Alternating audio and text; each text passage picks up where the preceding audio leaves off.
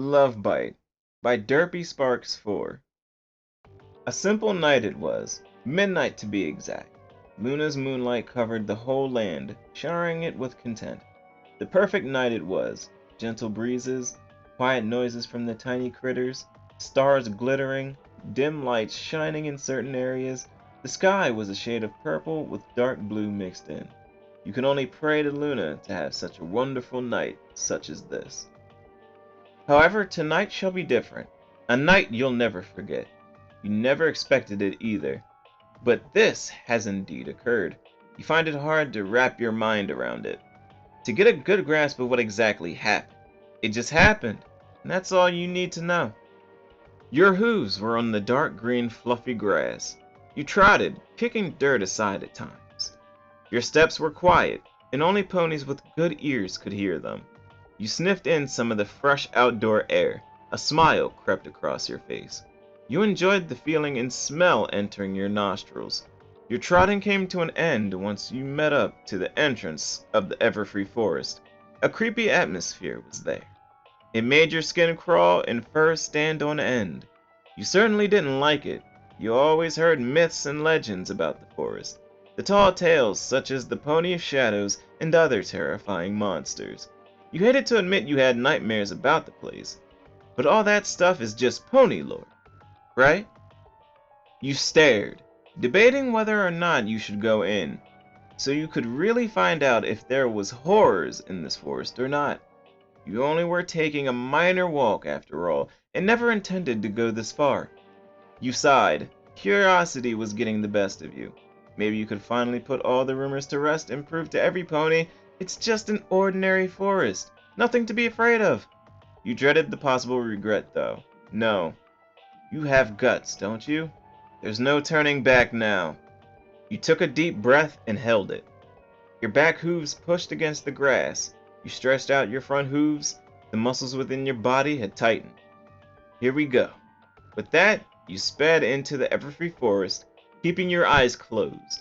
You had no idea how far you were going. You just ran. Although, it came to a halt once you bumped into a tree. Ah! Ow! You groaned in pain. You felt dizzy now. You used your hoof to rub your forehead, where the injury was. A bruise formed pretty quickly, but nothing serious. Your vision was a blur. You shook your head, trying to adjust it. That's when you heard a rustle. Your ears perked immediately, catching the sound. The sound of leaves rustling and moving. Some pony was here. You gulped. Anxious knots have twisted and formed into your stomach. Your vision has cleared much to your relief. Your pupils dilated and darted in multiple directions, trying to see who or what was there. Something flew swiftly past you. Your heart rate went up. You didn't make a sound. Your teeth gritted, and now you were walking around a bit. Who's there? You called out, trying to hide your potential fear. In response, a hiss came. You yelped. Whatever was there, it knew you were afraid, which scared you even more. Your legs trembled as the wind makes your mane flow.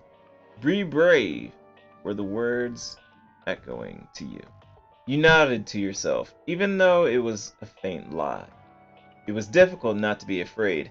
In a spooky forest at midnight, hearing hissing and practically knowing something was watching you. Can you blame yourself? You decided to do a test. An apple was next to you. You picked it up by the stem using your mouth. This was a creature. Does it like apples? Well, only one way to find out. You chucked it out into the open, near a cliff where the light shined, exposing anything that may go there. You waited a couple moments, not doing a thing. Then, the creature returned. Using its flying skills, it snatched the apple. Apparently, this creature was a mare, mostly judging by the body structure. She used the fangs she bared on her mouth to sink into the apple, sucking in and taking in all the juices. Soon the apple was dried up. She threw it back to the ground. The mare flew onto a tree branch and perched herself there. The moonlight showed off her design. Like previously mentioned, she was a mare. Ruby red eyes, a pinkish gray-like mane. The mane was messy and frizzy. The same goes for her tail. Her coat was a dull yellow, meaning the yellow color itself was darkened. The ears she had were shaped like bat ears and were quite fluffy looking. The cutie mark she had on her flank was 3 tiny little pink bats. Large bat wings were on her back. Finally, the distinguishing feature was her fangs, which were highly noticeable to the naked eye. The edges were sharp, and getting bitten by her would be a mistake. You were fascinated by this, pony. You weren't sure what to think of her. You'd never seen a species such as this before, so it was completely new. Part pony, part bat? Sounds about correct. So, a vampire bat pony? Well, seeing on how she enjoys apples, that could mean a fruit bat. That's it? A vampire fruit bat pony. But does such a thing really exist? Knowing the Everfree Forest, anything can be possible at this point. Okay, no more questioning it. It's already confusing enough. The eyes you owned were sparkling. You didn't know why, but you adored this mare. She's honestly beautiful and her skills are stunning. You wanted to learn more about her. Your hoof knocked on the trunk of the tree she was on. Hello? You asked, semi-awkwardly. The only reply you got was a hiss. You frowned at that. You were not going to give up. You have a name? You asked, trying to get something else out of her. But the attempt was a fail, as another hiss came. You started to catch on and thought, she can't talk. Disappointment filled your system. Guess no conversation. As they say, actions speak louder than words, and that was your plan. You walked over to a nearby tree and bucked it with your back hooves, causing more apples to fall. Heh! You were satisfied and took an apple, going back to the Batmare. She instantly grew interested when the scent of apples came and licked her lips in an adorable manner. You blush a little, liking that. You roll the apple to under the branch she was on. She gasped cutely and extended her wings, then flew down back to the ground, receiving her prize. Once again, she sank her teeth into it and got all the fluids from it. Within seconds, the apple was dry. Dang, you said, impressed. You finally saw more things from her, now since she was closer, and how she shares a resemblance to Fluttershy. You knew Fluttershy pretty well, with her being a famous animal keeper and of course the one who has the element of kindness, saving Equestria many times with her friends. What? Is this a coincidence? You surely hoped it was. If this was Fluttershy, she went through a dramatic transformation and something horrible must have taken place. A lump was in your throat, but you swallowed it. Just keep your cool. This can't be Fluttershy. Stay positive. This can't be Fluttershy. You repeated in your mind several times. You wanted to stay in a strict denial and refused to accept this was Fluttershy. Which it worked after a few moments. You started to believe without a doubt this wasn't Fluttershy one bit. At least now you had a nickname for her. Flutterbat. Yeah, that sounds good. Flutterbat was sitting on her flank upon the grass, innocently looking at you. She was no longer in an aggressive mood and just wanted more apples. The request was in her eyes and you knew it. You felt more comfortable now and relaxed. She isn't so bad. You took yet another apple and gently kicked it towards her. The Flutterbat was pleased and accepted another apple, while doing the same process with this one. It dropped to the ground. You chuckled. Fast eater, huh? She nodded, and you were quite surprised at that. So she understands you. Well, that's a good thing. Flutterbat took a step, going toward you. You flinched, but didn't move. You stood there and allowed her to get close if she wanted. She wouldn't hurt you after you just gave her a good meal, right? Somehow, the air grew intense. Flutterbat wasn't bothered and continued to make her way towards you. She stopped once coming face to face with you. You focused on those enchanting red eyes of hers. Ah, no! Don't get hypnotized! The appearance of the mare was highly alluring and you couldn't just simply look away.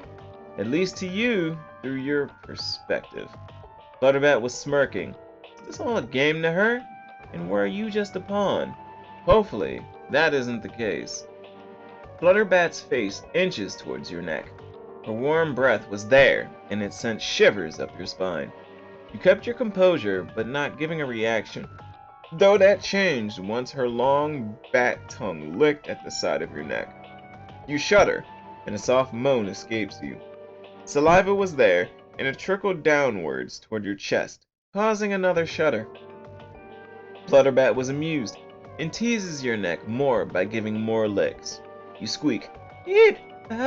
Stop that!" you ordered, but she ignored you. The vampire fruit bat pony wrapped her hooves around you, pulling you close. A wave of heat comes across your cheeks. You felt flattered, while a tingly sensation was on you. She gave your neck another long-lasting lick. You groaned this time around. You couldn't believe she was taking advantage of you so easily. It was embarrassing, and it lowered your pride. Flutterbat hissed into your ear huskily, then nuzzled you there. You were a blushing mess, and you had no way to properly react to this. Was this her way of thanking you? Possibly. It was sweet and arousing. It was your turn to return the affection now. You hugged her and gave a kiss to her cheek.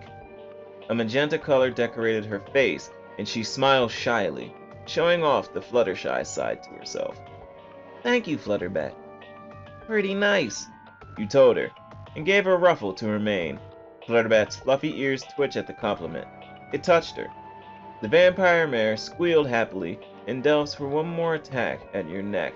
This time, though, she had bitten into you and sank her fangs into your flesh and neck. Pain zapped through your body, and out of instinct, you push her away. You put pressure to your neck, using your hoof trying to ease the pain. "What the heck? It hurt!" you said to her. Blood stains her lips and chin. With no problem, she cleaned it up by licking it. Flutterbat had a devious expression and gave an evil giggle. Her wings opened and spread out. Before you could say or do anything else, she flew away, fast as a bullet. You huffed, just watching her fly off into the depths of the night sky until she was no more. First affection, and now biting. Unless, was that her affection? It was painful, that's for sure. You removed your hoof once the pain stopped. Blood dripped from you, and the bite marks were visible. Flutterbat was strong, left a good lasting mark. The only thing you could do was start heading back, which is what you did. It's clear that Flutterbat likes you. You like her too as well. Your heart pounds at the thought. It's true, the first pony you fell for, yet you'll likely never see her again. It's truly sad, and a pity. You successfully made your way out of the Everfree Forest. Good. No going back to that hellish place. You also doubt that any pony would believe you if you told them this story. You suppose it's only a memory meant for you to keep. Who knows? Maybe you'll see Flutterbat again. Destiny and Celestia only know the answer to that. "It was a love bite, and the pain was worth it," you said to yourself. A faint blush and a smile was on your face. Then you go off into the horizon, never forgetting the special night.